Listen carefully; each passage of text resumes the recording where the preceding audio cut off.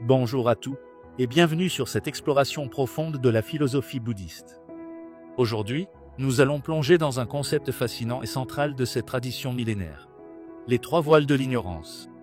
Si vous vous intéressez à la spiritualité, à la quête de sens ou simplement à la manière dont notre esprit façonne notre réalité, cette vidéo est faite pour vous. Nous allons décortiquer ce que sont ces trois voiles, pourquoi ils sont si importants dans le bouddhisme, et comment ils influencent notre vie quotidienne, souvent sans qu'on s'en rende compte. Pas besoin d'être un expert en bouddhisme pour suivre. Je vais tout expliquer de manière claire, avec des exemples concrets et des analogies pour rendre ces idées accessibles. Avant de commencer, prenez un instant pour vous installer confortablement, peut-être avec une tasse de thé ou dans un endroit calme. Si vous aimez ce type de contenu, n'oubliez pas de liker, de vous abonner et d'activer la cloche pour ne pas rater les prochaines vidéos. Et si vous avez des questions ou des réflexions, laissez-les en commentaire, j'adore lire vos retours. Prêt? Allons-y. Chapitre 1. Qu'est-ce que l'ignorance en le bouddhisme? Pour comprendre les trois voiles de l'ignorance, il faut d'abord saisir ce que le bouddhisme entend par ignorance. En sanskrit, on appelle ça avidya, un terme qui ne se traduit pas simplement par ne pas savoir. Ce n'est pas comme ignorer la capitale d'un pays ou comment fonctionne une machine. L'ignorance, dans le bouddhisme, c'est une méprise fondamentale sur la nature de la réalité. C'est comme si nous vivions dans un rêve, prenant les images du rêve pour la vérité absolue. Cette ignorance est considérée comme la racine de toute souffrance, ce qu'on appelle dukkha en pali. Selon le Bouddha, tout ce qui nous fait mal, des grandes tragédies aux petites irritations quotidiennes, comme râler contre une connexion Internet lente, trouve son origine dans cette méprise. Pourquoi? Parce que nous ne voyons pas trois aspects essentiels de la réalité. L'impermanence. Tout change constamment. Les objets, les relations, nos corps, nos pensées, rien ne reste figé. Pensez à une bougie. La flamme semble stable, mais elle brûle, se transforme et finit par s'éteindre. L'absence d'un moi fixe, ce qu'on appelle « moi », n'est pas une entité solide, mais un flux d'expériences en évolution. Imaginez un fleuve. Il porte un nom, mais l'eau qui le compose change à chaque instant. La nature de la souffrance. La souffrance naît de notre attachement à ce qui est impermanent et de notre croyance en un moi séparé. C'est comme s'accrocher à une branche qui flotte sur une rivière en pensant qu'elle nous sauvera, alors qu'elle dérive elle-même. Ces trois vérités sont au cœur de la philosophie bouddhiste. Mais notre esprit, voilé par l'ignorance, les ignore ou les déforme. Et c'est là que les trois voiles entrent en jeu. Ces voiles sont des obstacles spécifiques qui nous empêchent de voir clairement la réalité. Ils sont comme des filtres sur une caméra, ils déforment l'image, et on finit par croire que cette image déformée est la vérité. Dans la tradition bouddhiste, lever ces voiles est le chemin vers l'éveil, vers une liberté intérieure qu'on appelle nirvana. Ce n'est pas un endroit, mais un état d'esprit libéré de l'ignorance et de la souffrance. Dans les chapitres suivants, nous allons explorer chaque voile en détail, avec des exemples et des outils pour commencer à les dissiper. Mais avant, une précision. Les trois voiles ne sont pas toujours listées de la même manière dans toutes les écoles bouddhistes. Le bouddhisme est une tradition riche et diverse, avec des écoles comme le Theravada, le Mahayana ou le Vajrayana, qui mettent l'accent sur différents aspects. Ici, nous allons nous baser sur une interprétation courante dans le Mahayana, où les voiles sont souvent associées à l'ignorance de la vacuité, l'illusion du moi, et les émotions perturbatrices. Chapitre 2. Le premier voile. L'ignorance de la réalité ultime. Le premier voile de l'ignorance, c'est celui qui nous fait confondre les apparences avec la réalité ultime. Dans le bouddhisme, on parle souvent de l'ignorance de la vacuité shunyata. Ce mot peut sembler intimidant, mais il est au cœur de la philosophie bouddhiste, surtout dans le Mahayana. Alors, qu'est-ce que la vacuité? Pour comprendre, prenons une analogie. Imaginez que vous regardez un arc-en-ciel après une averse. Il est magnifique, vibrant, on dirait presque qu'on pourrait le toucher. Mais si vous essayez de vous en approcher, vous réalisez qu'il n'a pas de substance. Un arc-en-ciel n'est qu'un phénomène temporaire, créé par la lumière, l'eau et votre point de vue. Il n'existe pas indépendamment. Eh bien, selon le bouddhisme, tout dans l'univers est un peu comme cet arc-en-ciel. Les choses semblent solides, réelles, mais elles n'ont pas d'existence inhérente. Ce voile nous fait croire que les objets, les personnes, et même nos pensées ont une existence fixe, indépendante. Prenons un exemple concret. Une table. À première vue, elle est là, solide, c'est une table. Mais si vous regardez de plus près, elle est faite de bois, de clous, de vernis. Le bois vient d'un arbre, qui a poussé grâce au soleil, à la pluie, au sol. Les clous viennent d'une usine, fabriquée par des machines et des ouvriers. Tout ça dépend d'innombrables causes et conditions. La table n'existe pas, toute seule. Ce concept s'appelle l'interdépendance. Tout dans l'univers est connecté, comme les fils d'une toile d'araignée. Si vous touchez un fil, toute la toile vibre. Mais notre esprit, voilé par l'ignorance, coupe cette toile en morceaux. On voit la table comme une entité séparée. On voit les gens comme des autres, on voit nos problèmes comme des obstacles isolés.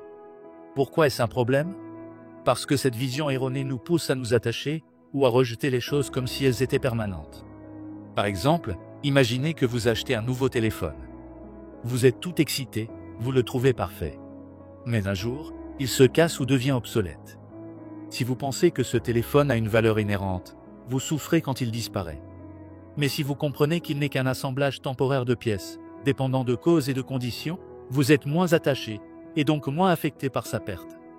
La vacuité ne veut pas dire que rien n'existe. C'est une erreur courante de penser que le bouddhisme dit que tout est vide, au sens de néant. Non, les choses existent, mais elles existent de manière relative, dépendante. Elles sont comme des reflets dans un miroir. Elles apparaissent, mais elles n'ont pas de substance propre. Dans la pratique bouddhiste, pour lever ce voile, on utilise souvent la méditation analytique.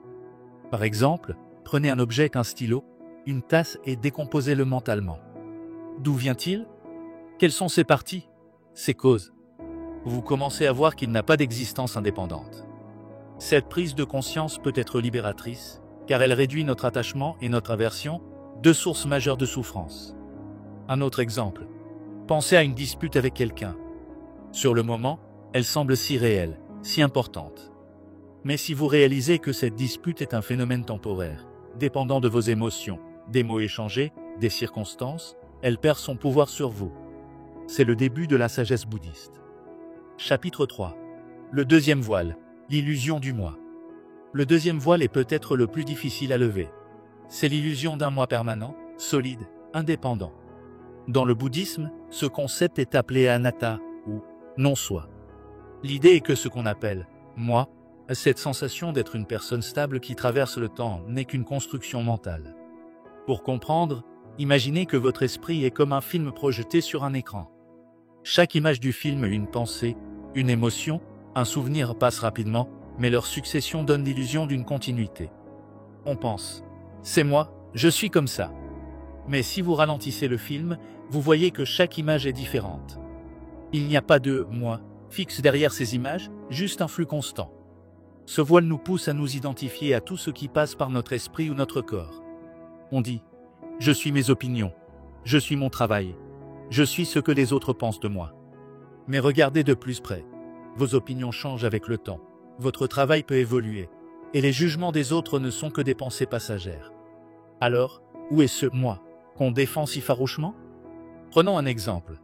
Imaginez que quelqu'un vous critique. Vous vous sentez attaqué, peut-être en colère ou blessé. Pourquoi? Parce que vous pensez qu'il y a un « moi » solide qui a été menacé. Mais si vous observez cette réaction, vous verrez que c'est juste une émotion temporaire, déclenchée par des mots, eux-mêmes temporaires. Il n'y a pas de « moi » fixe à protéger. Cette illusion du moi est à l'origine de beaucoup de souffrances. Quand on perd quelque chose qu'on associe à notre identité, une relation, un statut, une possession, on a l'impression de perdre une partie de nous-mêmes. Ou quand on cherche à se trouver, on court après une idée fixe de qui on devrait être, ce qui nous éloigne de l'instant présent. Dans la méditation bouddhiste, on apprend à observer ce flux de pensées et de sensations sans s'y identifier. C'est comme s'asseoir au bord d'une rivière et regarder l'eau couler sans sauter dedans. Vous pouvez noter mentalement, pensées, émotions, sensations, pour prendre du recul.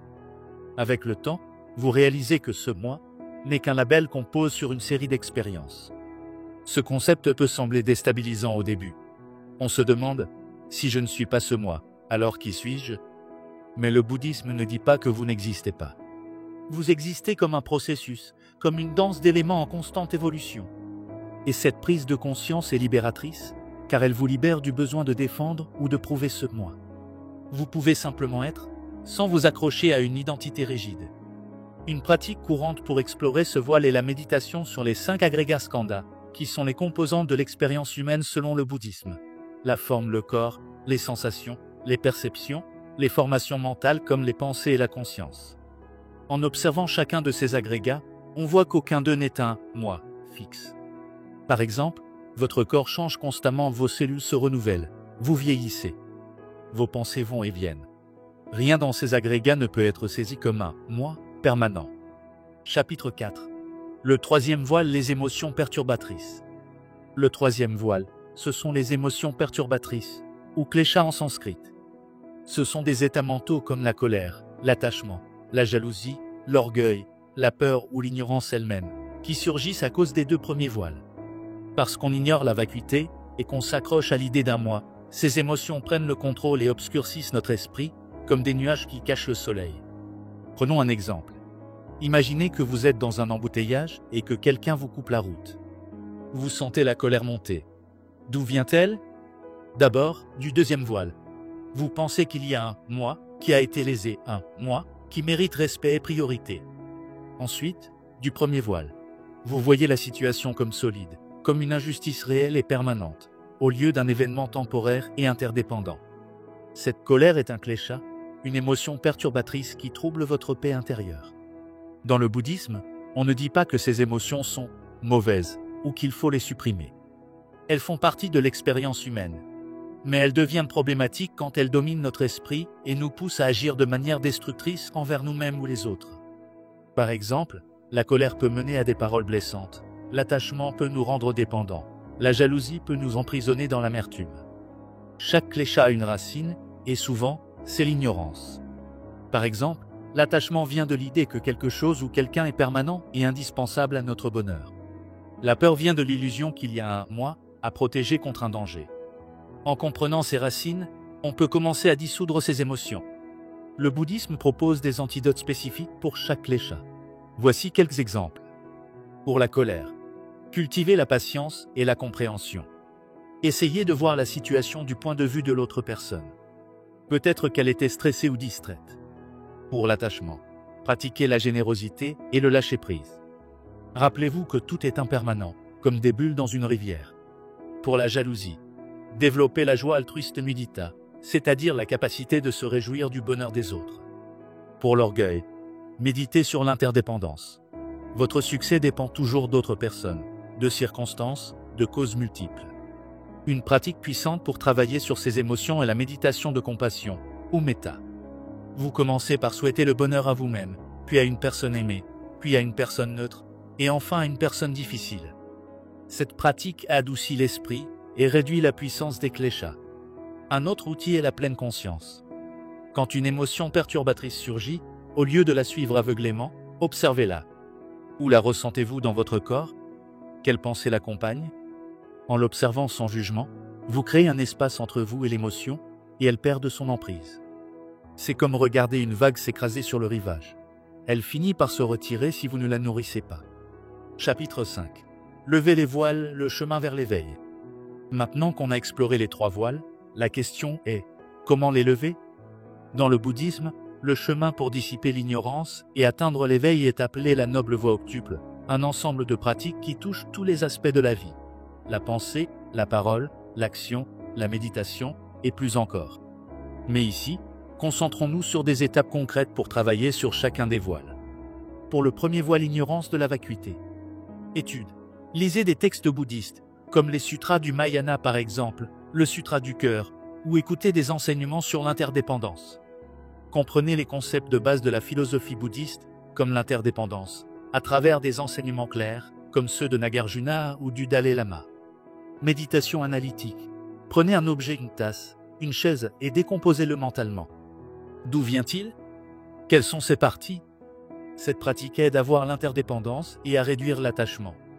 Application quotidienne. Quand vous interagissez avec le monde, rappelez-vous que tout est temporaire et connecté. Par exemple, avant de vous énerver pour un retard de bus, pensez aux causes multiples derrière ce retard, le trafic, le chauffeur, la météo. Pour le deuxième voile, l'illusion du moi. Méditation sur le non-soi. Observez vos pensées et sensations dans une méditation calme. Notez mentalement, pensées, sensations, émotions pour voir qu'elles passent sans un « moi » fixe. Vous pouvez aussi méditer sur les 5 agrégats pour déconstruire l'idée d'un moi permanent. Pratique dans la vie. Quand vous ressentez une forte émotion, comme la colère ou la fierté, demandez-vous. Qui ressent ceci? Cette question peut révéler que l'émotion n'est qu'un phénomène temporaire, et non pas une attaque contre un « moi » solide. Réflexion. Lisez des enseignements sur l'anatta, comme ceux du Theravada, pour approfondir votre compréhension. Pour le troisième, voie l'émotion perturbatrice. Méditation de pleine conscience. Quand une émotion surgit, observez-la sans réagir. Où est-elle dans votre corps? Quelle histoire lui est associée? Cette observation crée un espace de liberté. Cultivation des antidotes. Utilisez méta pour contrer la colère ou la jalousie, ou pratiquez la générosité pour réduire l'attachement. Par exemple, offrir un petit geste, un sourire, un compliment peut transformer votre état d'esprit. Discipline éthique. Suivez les préceptes bouddhistes, comme ne pas nuire, parler avec bienveillance, agir avec intention. Ces pratiques réduisent les occasions où les kleshas surgissent. Ce chemin n'est pas une destination finale, mais un processus. L'éveil, dans le bouddhisme, n'est pas une explosion soudaine, mais une clarté qui se développe progressivement. Chaque moment où vous réalisez que votre frustration est impermanente, chaque fois que vous lâchez prise d'une idée fixe, est un pas vers la liberté. Une métaphore classique. Votre esprit est comme un ciel. Les voiles l'ignorance, l'illusion du moi, les émotions sont des nuages. Le soleil, c'est votre nature profonde, votre clarté innée. Les pratiques bouddhistes ne créent pas le soleil. Elles dissipent simplement les nuages pour qu'ils brillent pleinement. Nous voilà au bout de cette exploration des trois voiles de l'ignorance. L'ignorance de la réalité ultime, l'illusion du moi, et les émotions perturbatrices. Ces concepts, nés il y a plus de 200-500 ans, sont d'une modernité frappante. Ils nous montrent que notre souffrance vient souvent de la manière dont nous percevons le monde, et que nous avons le pouvoir de changer cette perception. Le bouddhisme n'est pas une doctrine rigide, mais un ensemble d'outils pratiques pour vivre avec plus de sagesse et de paix. Que vous soyez attiré par la méditation, l'étude ou simplement une approche plus consciente du quotidien, il y a une pratique pour vous. Pourquoi ne pas essayer aujourd'hui? Peut-être 5 minutes de pleine conscience, ou une réflexion sur l'impermanence la prochaine fois que vous vous sentez frustré. Merci d'avoir regardé cette vidéo jusqu'au bout. Si vous avez aimé, partagez-la avec quelqu'un qui pourrait être intéressé. Laissez vos réflexions en commentaire. Qu'est-ce que ces trois voiles vous inspirent? Et si vous voulez en savoir plus sur le bouddhisme, peut-être sur la méditation, les karmaïsmes ou d'autres concepts, dites-le moi, je ferai d'autres vidéos. Prenez soin de vous, et à bientôt pour une nouvelle exploration.